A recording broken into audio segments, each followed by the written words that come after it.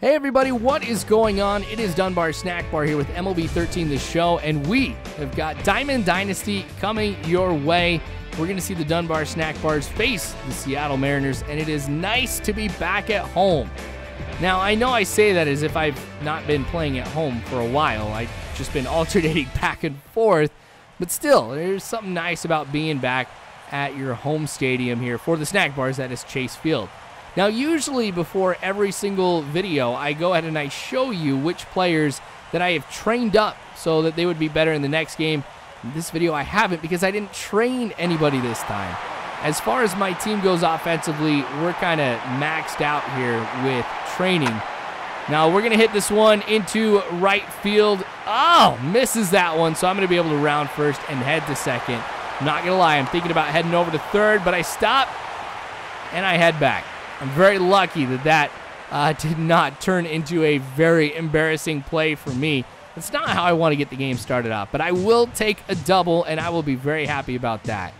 But this kind of goes to show, as I was mentioning here, I have been able to train everybody up offensively, so all the contact and power hitting that my team could have at this point, well, we've got that now. So I'm expecting a lot of offense out of my team. And with starting pitching, I kind of got it there. So not able to go ahead and bring him home. That is going to go ahead and end the inning for us.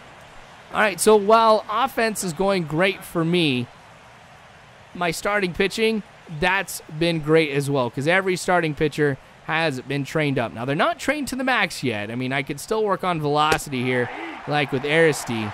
You know, his fastball, as you can see, is 93 miles an hour. I'm pretty sure I could get that up to like 95, 96, maybe even 97, you know, if I go ahead and I work on training him there. But I'm not too worried about it here because, I mean, it's not like 93 miles an hour is slow. I mean, I know there could be improvement, but it's not slow by any means. I don't know too many people who can throw 93 miles an hour, but anyway, going to try to see if I can throw this inside, catch him swinging. Ooh, I did. Breaks the bat, and it goes foul. All right, so we'll see if we can go ahead and finish him off right here. 0-2 count. Gosh, I was really lucky on that one that it rolled foul, too. That kind of caught me by surprise as well as everybody else on my team. The slider wasn't where I wanted it to be, but it stayed at the strike zone. Swing and a miss. So I got a strikeout early on in the game here, too. All right, so we have to advance to the fourth inning because we're going up against Felix Hernandez, so there's really not too much offense to show. Except for plays like this, a home run. Nicholas Wolf gets that one for us, and I didn't recognize him at first because he's not wearing his glasses. I'm making this a night game, which I usually don't do in Diamond Dynasty, but he's not wearing his glasses. So I was like, hey, who was that? Yeah, Nicholas Wolf. All right, so kind of embarrassed that I didn't recognize my own player, but it's all right. It's just a video game. It's not like I created him or anything like that. But anyway, against Felix Hernandez, we're going to need a lot more of those if we're really going to put a dent into his confidence. So Nicholas Wolf getting it done. It's 1-0 here. Iwase up at the plate. This one's going to go right up the middle into center field. So it looks like we might have figured him out a little bit. I've noticed with Felix Hernandez, and this is something I always do with Diamond Dynasty and any other mode, is try to see what patterns I can formulate from the pitcher. So I've noticed Felix Hernandez, when he's pitching to righties, likes to throw it a little outside and a third of the way up in the strike zone. So that's kind of where I'm aiming everything in hopes that I can get some big hits. And obviously it worked with Nicholas Wolf. It worked with Iwase. And so with Matheson up on this hit and run, he is going to get a hold of it. I honestly should be continuing to run here with Iwase, but he's going to round third, come home. Matheson is going to get into second.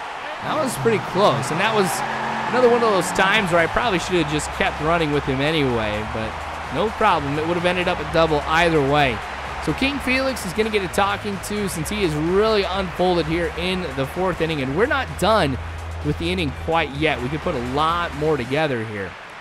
All right, so Jarrett Kearns going to hit this one into right field. That is not going to be enough, of course, to give me the home run, but it will be enough for me to be able to tag up from second, head over to third, and get there without any problem at all. So Matheson is sitting 90 feet away from home, and we've only got one out at this point, being that one pop fly that you just saw. So there's a lot of ways that we can go ahead and bring him home, and I haven't done that this much in the game, but with Matt Richardson, my left fielder, I'm going to go ahead and lay down the bunt. Going to go with the squeeze. I get home, and I'm in good shape. So that's going to be another run for us. So really, all around, that was just a great play. I always fear that whenever I'm doing the suicide squeeze, the batter's not going to get any wood on that bunt, and I am in huge trouble. So I'm very lucky that I got that, and that's going to go ahead and expand the lead that we have over the Mariners in this game. So a lot for us to try and defend. I got to make sure that I pitch very, very well. Morales is going to be coming in now to pinch hit for the Mariners, who up to this point has really struggled. I mean, we haven't seen anybody get on base at this point. So Aristi, gosh, he has had a tremendous outing thus far. We are in the 6th inning. So I've got a perfect game through 6. That's nothing to, go ahead and overlook right here, because this might be one of the best pitching games that I've had in MLB 13 the show. So as you can see, we're still up 3-0 at this point. And with Morales, I am kind of worried. I know that with him being a lefty, that does give him an advantage right here. So I'm trying to throw everything I can, a little bit out of the strike zone to see if I can get him to swing at something that he shouldn't, while at the same time making sure I'm just not throwing a whole bunch of balls right at him. So this one is going to be low and inside, the 4-seamer. He's going to get a hold of that one, but it's going to go foul. So we're looking at a 1-2 count here for Aristi. Going to go with the slider inside, one of the things I like to do against lefties. And, ooh, that was close. Usually can jam a lot of lefties here when I've got a righty with the slider. So I'm going to try it again. And that's what I was hoping for. Morales is going to strike out. And now we're in really good shape. Sean Kelly going to be coming in for the Mariners in relief for King Felix. Nicholas Wolf up at the plate again. The first pitch. Yep, I'm going to drill that one into left field. That is going to be a home run for us again. Now, his first home run really cleared the wall. That one was a little bit closer, but hey, all that matters is that we get the run out of it. So 2 solo blasts for Wolf in this game. We're going to be looking at a 4-0 score, and that's really got to hurt the composure of a pitcher. You go ahead and you come in to the game, replacing one of the best pitchers in the game right now. The first thing you do, very first pitch, is you give up a home run. So I don't know who I should credit more on this one, if I should credit Nicholas Wolf or if it should go to the relief pitcher for just throwing me something that was just easy to go ahead and hit into, hit into the stands there. I don't know, but it works out for me here. 4-0 is the score.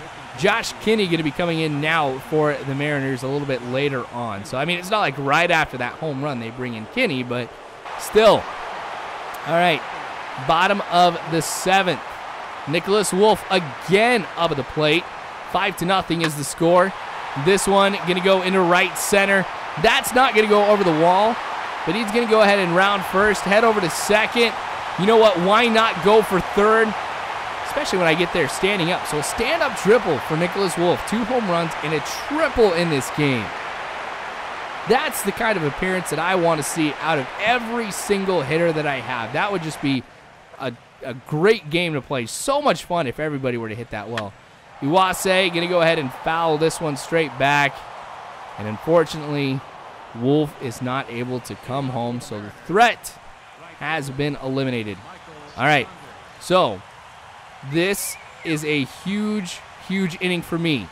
We are in the top of the 9th. Still, no hits, no errors, no walks. We've got a perfect game through 9 innings. So, if I can get through the Mariners lineup right here, this will be the first perfect game that I've had in MLB The Show, and I think my first perfect game in years. So there's a lot of pressure for me right now. I've only thrown 97 pitches, as you can see. A pretty good ratio between strikes and balls.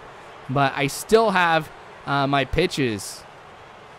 All of them are really, really strong. So I can throw just about anything. Every time I hear that crack of the bat, though, I'm getting worried. I'm not going to lie. All right, so I'm going to try to throw this 4-seamer high and outside. Ooh, caught him looking for strike 3. 2 outs left to go.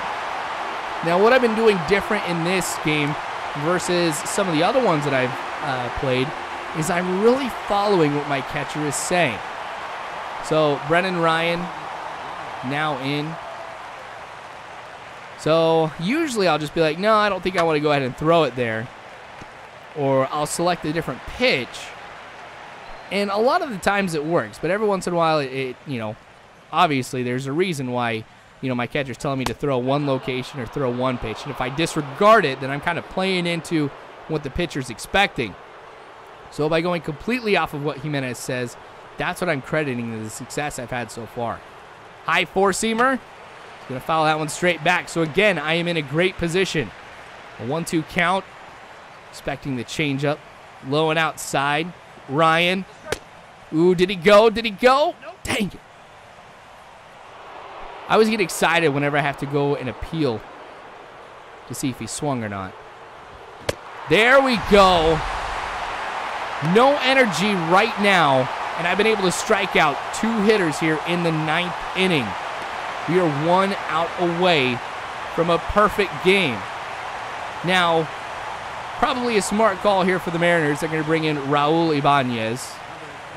So Tom and I had a little discussion about this type of situation here right after Yu Darvish, you know, had that game earlier where everything that he had done was kind of ruined in the 9th inning with 2 outs.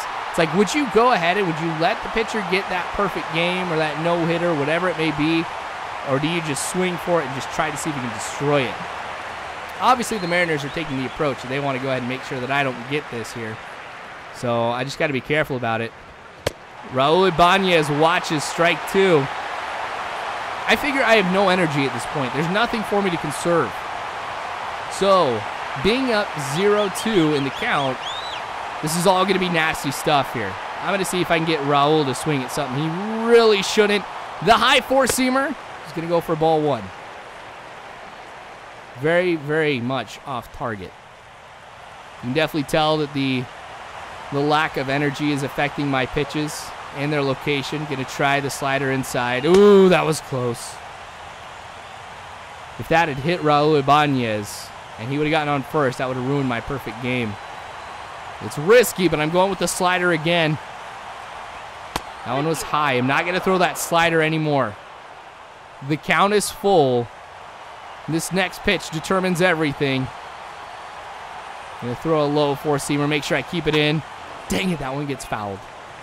All right, so I guess it doesn't define what's going to happen next. We're going to try the four-seamer outside. Raul fouls that one as well.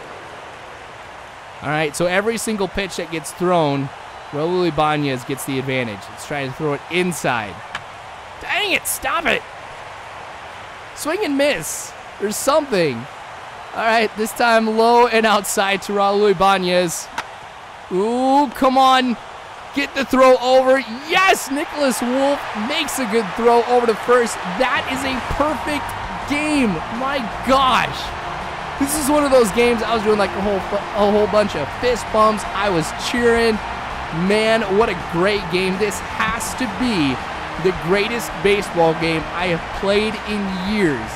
And I'm glad I get a chance to be able to show it and share this with you guys. This was awesome. Not expecting this to happen at any other time, but hey, it's Diamond Dynasty. I put this team together. I know how they work, and man, we played very, very well. Wow, this was great. So thank you so much for watching my perfect game, you guys, because you're probably not going to see anything like this again for a very, very long time. This was awesome. So make sure you subscribe if you haven't already. You can follow me on Facebook, Twitter, all that great jazz. All you got to do is check the description below. 13 strikeouts. Wow. But anyway, you guys are phenomenal people. Never, ever forget that. And as always, you guys, I hope you have a good one.